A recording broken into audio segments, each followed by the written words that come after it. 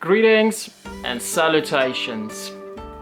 I originally started this channel talking about my detransition experience. Well, not entirely. I actually started this channel largely making the room shitpost videos.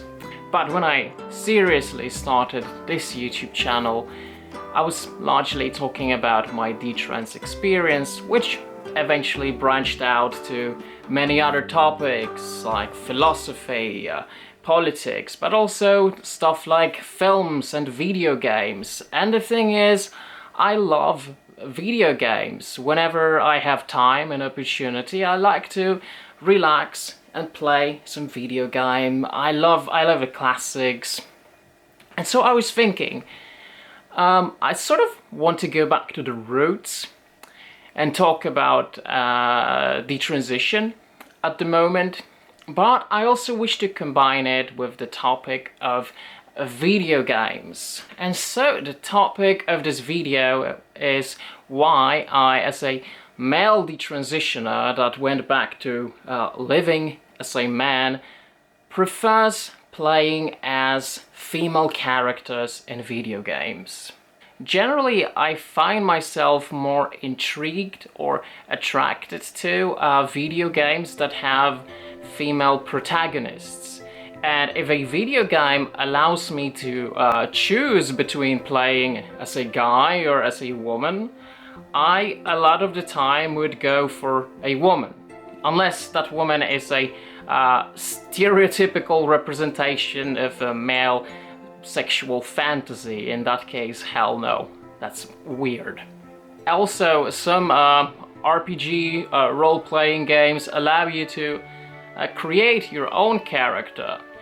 Well, I'm not necessarily a big fan of this solution, since I think that by having a specific character that the creators, writer wrote for this specific game, for this specific story, allowed for a more structured story, whereas if you create your own character, that can be anything you want. I found that story a lot of the time suffers in games because of that. However, if the game actually allows you to create your own character, I usually often create women. Some years ago, before I went public about my detransition, I talked to a friend who was a trans woman. And at that point, she was in the early stages of her transition.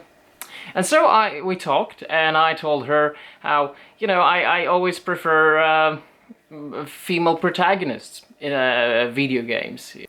Stuff like Assassin's Creed Origins, I play as Kassandra instead of Alexius. In Mass Effect, I prefer femme shepherd over male shepherd.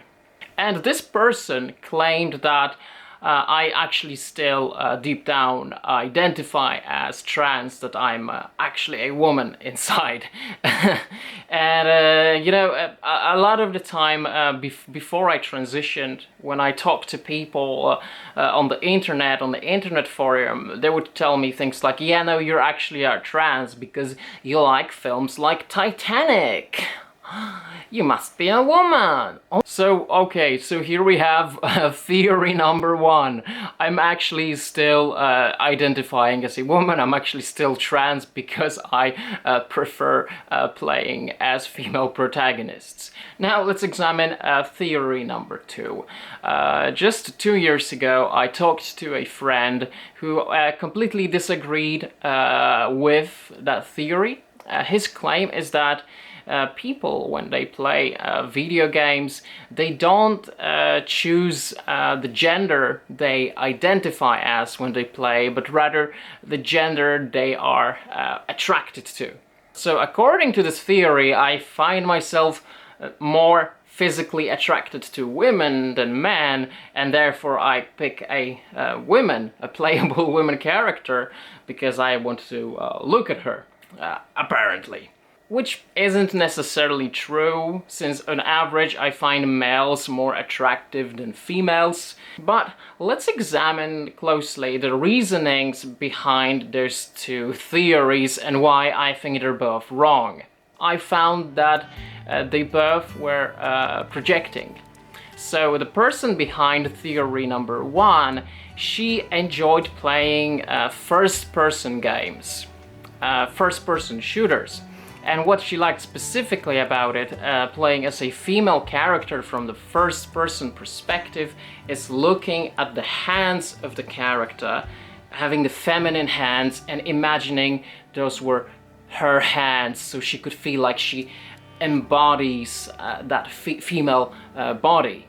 I never ever had thoughts like that whenever I played video games. And another thing is, I never had a thing for first-person games, first-person shooters.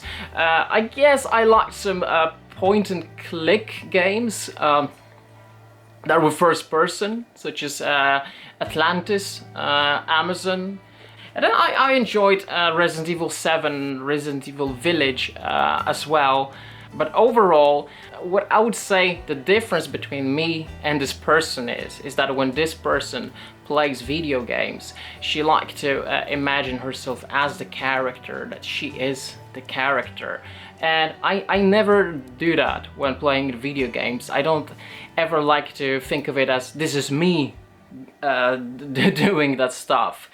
I like the third-person perspective. I like seeing the character, a lot of the time not necessarily even behind their back, partially due to motion sickness, but partially because I grew up with point-and-click adventure games and horror games with fixed camera angles, and I prefer that perspective. And I don't think of myself as the character. I don't project myself on them.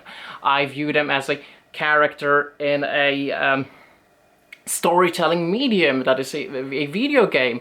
In the same way that when I watch a film or read a book, I think of those characters as external characters, not an extension of myself. And so the idea behind this theory that I somehow project the feminine self onto those characters is, at its very core, absolutely incorrect. As for theory number two, the person who said that one chooses to play as the gender they feel more attracted to, well, what you have to know is this person is a gay man who preferred playing as guys because he simply prefers to look at male booty rather than female booty.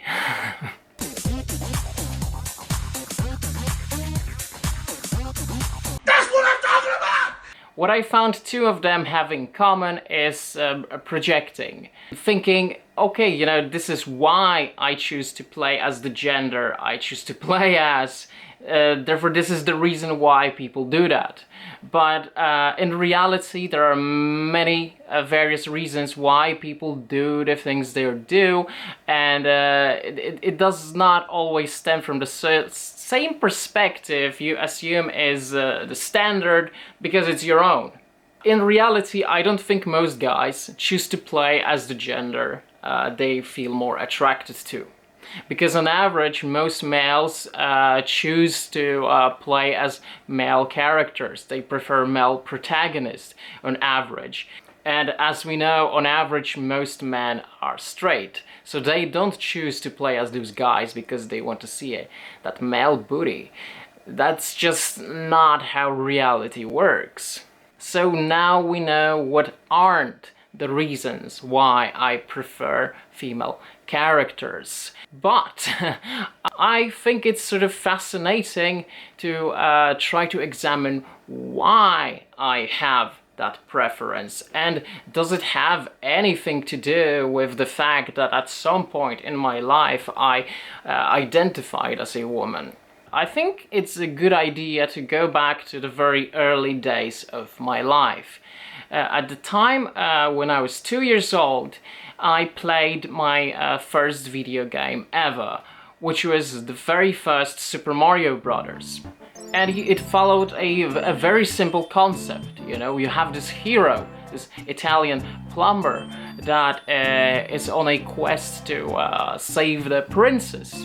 And I think, you know, it already gives a very young child this sort of perception that males are the hero, males are the protagonists, females are the characters that require saving, you know. They're the ones who are being kidnapped by the male villain, and the male protagonist saves them, right? So they are sort of a tool more than a character.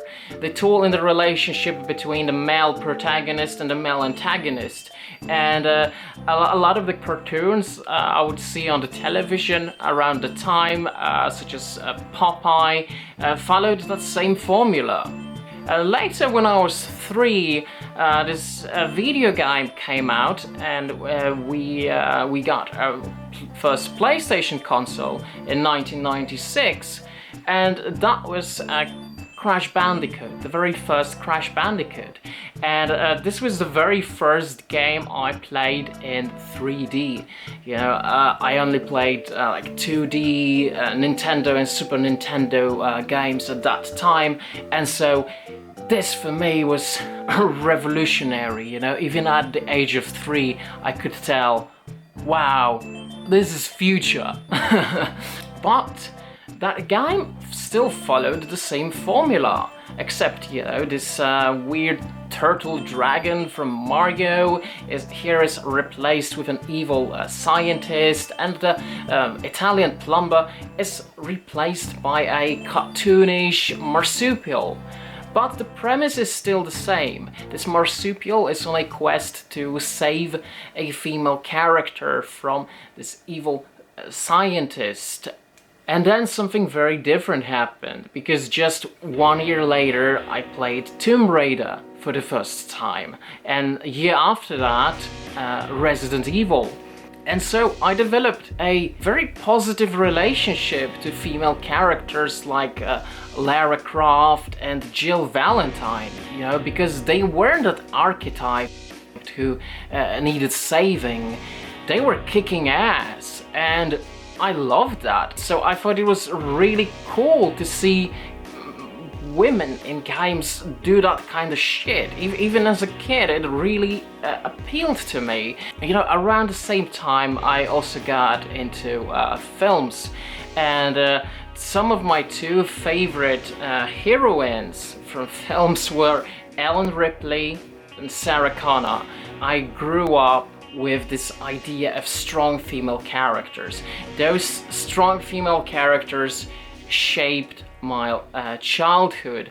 I think the fact that a lot of the time as a kid I enjoyed strong female characters might have contributed to my decision to transition.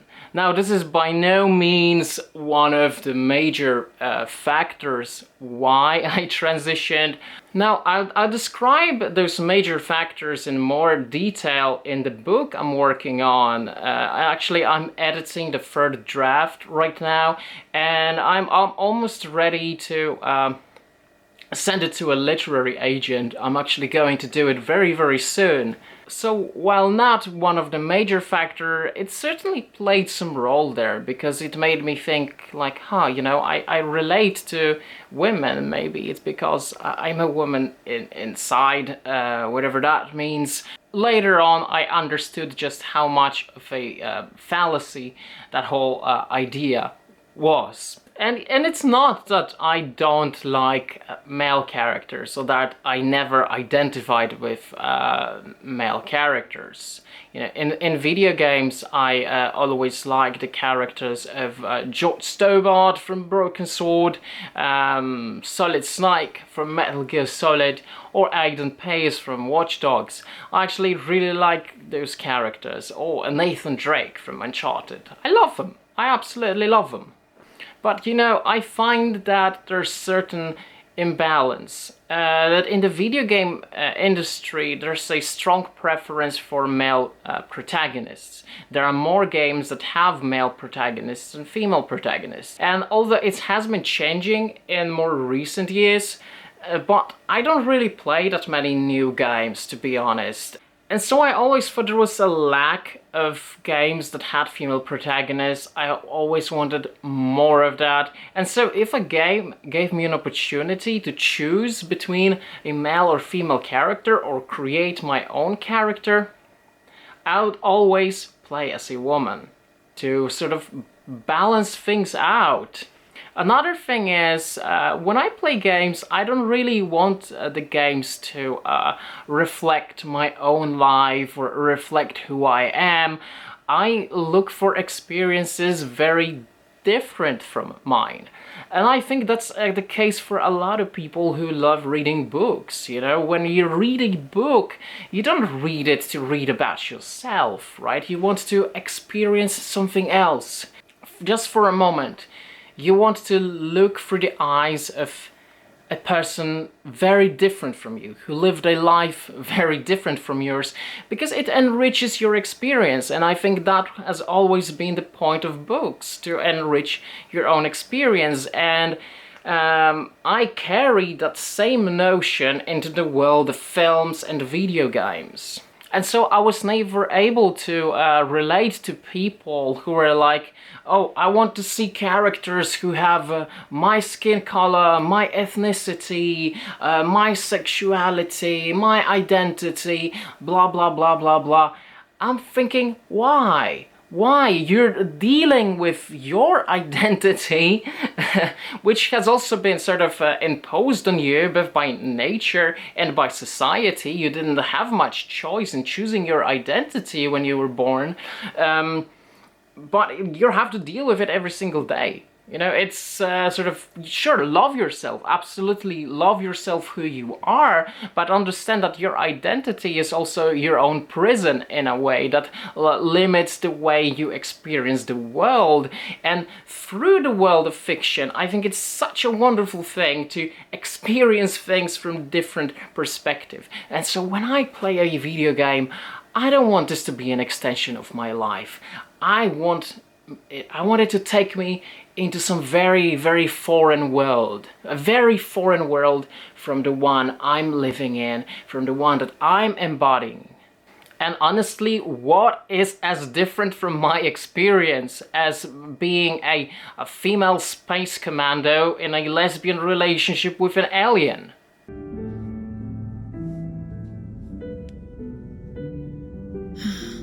It would be easy for a single ship to get lost up there, wouldn't it? Yeah. It would. To find someplace very far away, where you could spend the rest of your life in peace and happiness. While this video was very light-hearted, I think there's a lot of younger people out there who might wrongly believe that they're trans because they have this preference to play as a character that is not of their own gender, of their own sex. And I just want to say, this does not imply that you're trans. You know, as I think sometimes we try too hard to look for the signs. I think, you know, if you really, really are trans, it's obvious to you, you don't have to look for the signs. If you have to look for the signs real hard and think like, oh, this implies this, therefore that, you're probably not. You're probably just misinterpreting different things about your life. Now, before I finish this video, I'd like to make a very quick announcement. In the near future, I won't be making many videos. This is partially due to the fact that right now I'm also back at the universities and I have exams coming in December, but also partially because I want to finish my work on this book I'm working on. And I did so much work already. Until I'm done with it, until I've sent it to the publisher, there's going to be very little activity on this channel. I'm still working on the ranking of all episodes of Dexter. I hope to upload it before the end of this year, if not in early January at worst.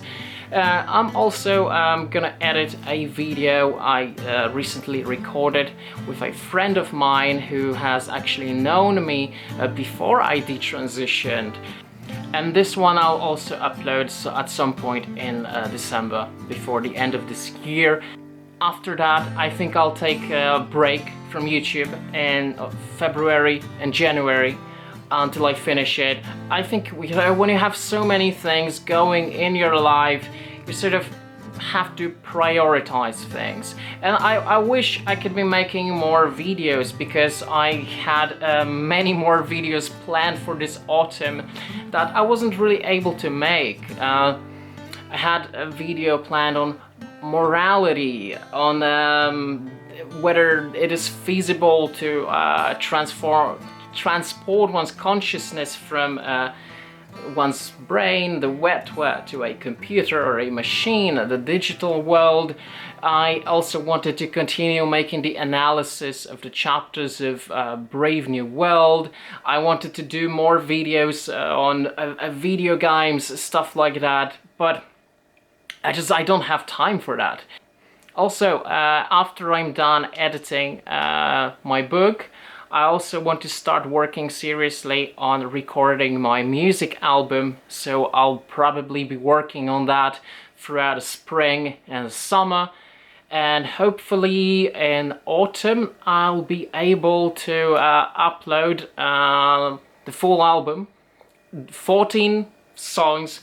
I worked really hard on composing, and I'll probably be working even more hard on recording. And I hope the book will be published by the end of 2026. The publishing process can be pretty long, and if everything goes right, I might actually publish the album and the book around the same time, which would be perfect. Okay, I hope you enjoyed this video and my perspective and thoughts on this topic, and I hope you have an awesome day and take good care of yourself. I'll see you in the next video. Ciao.